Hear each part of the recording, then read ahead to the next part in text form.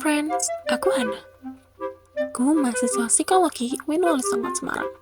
Di sini aku akan memberikan edukasi mengenai postpartum depression. Apa itu postpartum depression?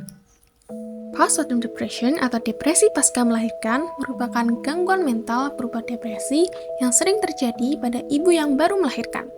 Di Indonesia sendiri, gangguan ini mencapai lebih dari 2 juta kasus per tahunnya.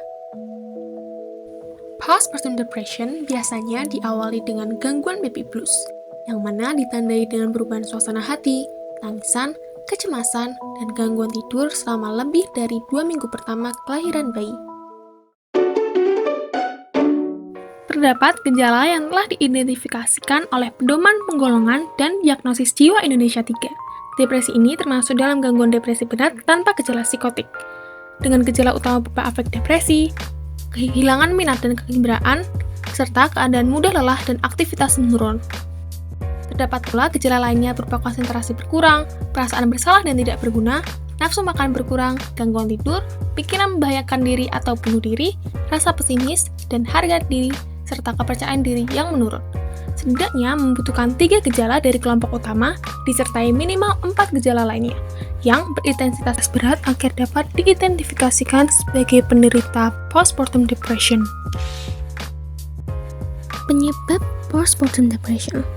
Penyebab dari gangguan ini belum diketahui secara pasti, namun kondisi ini diduga disebabkan oleh perpaduan berbagai faktor. Di antaranya, yang pertama adalah perubahan hormon.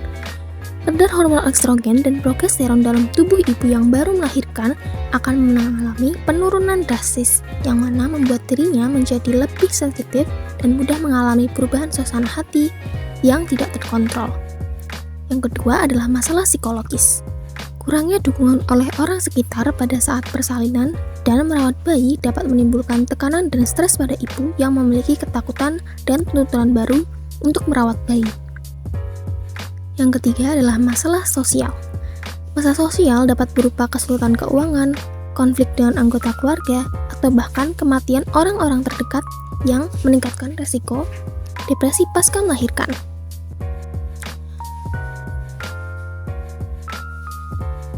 Yang keempat adalah gangguan kesehatan. Gangguan kesehatan biasanya dapat berupa seperti kesulitan menyusui, fisik yang lemah setelah melahirkan, serta gangguan kesehatan pada bayi. Dari pernyataan tadi, kita dapat menganalisis menggunakan teori humanistik.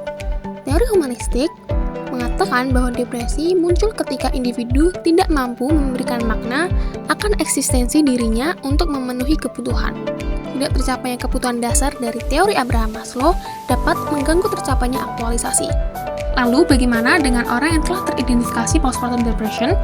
Terdapat penanganan yang pertama berupa psikoterapi. Psikoterapi yang telah terbukti ampuh yang pertama adalah terapi kognitif dan terapi interpersonal. Selanjutnya adalah pemberian obat antidepresan berguna untuk mengurangi kecemasan pada si ibu.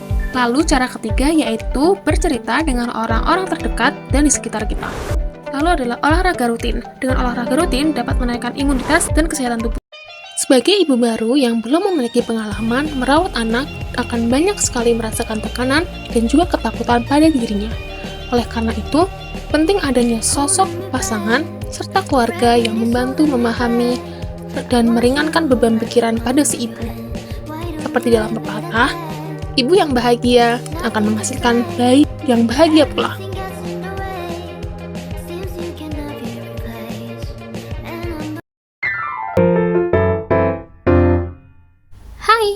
Aku Hana Isma Kunisa dari jurusan Psikologi UIN Wali Songo Semarang.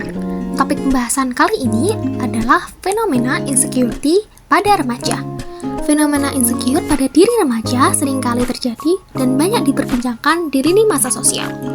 Insecure tidak hanya sesederhana kurangnya rasa percaya diri, namun hal yang seperti perasaan tidak nyaman, aman akibat merasa kurang akan segala hal yang dimiliki, seperti fisik, materi, keuangan, keluarga, atau bahkan privilege. Munculnya perasaan insecure yang negatif dapat mengakibatkan seseorang menjadi takut berinteraksi dengan orang lain. So, what is insecurity? Menurut Abraham Maslow, insecure adalah suatu kondisi psikis di mana seorang akan merasa tidak aman, menganggap dunia sebagai hutan yang mencekam, dan kebanyakan manusia berbahaya dan egois. Mereka yang insecure akan merasa ditolak, terisolasi, cemas, dan tidak bahagia, serta tidak percaya diri. Lalu, penyebab umum merasakan insecure. Penyebab umum merasakan insecure menurut Melanie Gernberg yang pertama adalah insecure berdasarkan penolakan atas kegagalan yang terjadi baru-baru ini. Penelitian menyebutkan ketidakbahagiaan akan berdampak pada penurunan self-esteem dan penolakan atau kegagalan akan berdampak 2 kali lipat pada kepercayaan diri. Yang kedua adalah kurang kepercayaan diri akibat kecemasan sosial. Rasa takut dievaluasi dan dianggap kurang oleh orang lain dapat berdampak pada kecemasan sosial. Pengalaman dikucilkan akan berdampak 2 kali lipat. Lalu, yang ketiga adalah pikiran perfeksionis. Seorang dengan harapan dan pencapaian yang tinggi apabila dihadapkan pada kegagalan yang terus terjadi dapat menimbulkan perasaan kurang dan tidak percaya diri. Lalu, apa pengertian dari remaja? Remaja adalah masa di mana anak-anak mencari identitas dirinya. Peralihan dari masa anak-anak menuju dewasa ini biasanya disertai dengan adanya perubahan fisik maupun mental. Peralihan ini seringkali disertai banyak konflik, baik internal maupun eksternal. Salah satunya berupa konflik emosi dan pengendalian diri. Hal tersebut dapat kita analisis menggunakan teori psikologi. Apabila dilihat dari teori psikologi milik Abraham Maslow yaitu hierarki kebutuhan, maka diketahui bahwa seorang yang mengalami perasaan insecure adalah orang dengan kebutuhan dasar yang tidak terpenuhi. Kebutuhan dasar seperti kebutuhan fisiologis, sandang, pangan, seks, kemudian ada rasa aman, sosial berupa cinta kasih sayang kepemilikan, dan penghargaan berupa rasa dihargai dan diakui. Bagi remaja, masa mencari jati diri adalah dengan pergaulan. Pergaulan dapat berdampak positif maupun negatif. Dengan memaksakan mengikuti gaya tren sosial media dan pola kehidupan kelompok yang kurang bisa diikuti akan berdampak negatif seperti timbulnya perasaan insecure.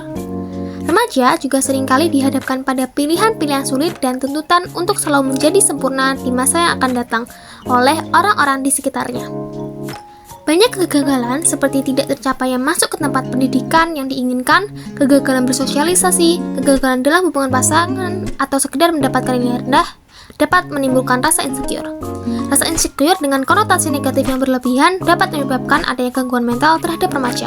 Remaja jadi cenderung merasakan depresi dan kurang percaya diri terhadap ambisinya. Lalu, bagaimana dengan penanganan insecure?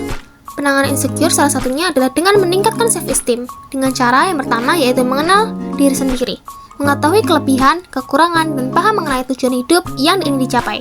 Kemudian adalah positive self-talk. Orang yang rutin berdialog positif dengan dirinya sendiri akan lebih mudah mengapresiasi suatu kemenangan dan menerima diri lebih baik. Yang ketiga adalah membangun relasi yang positif.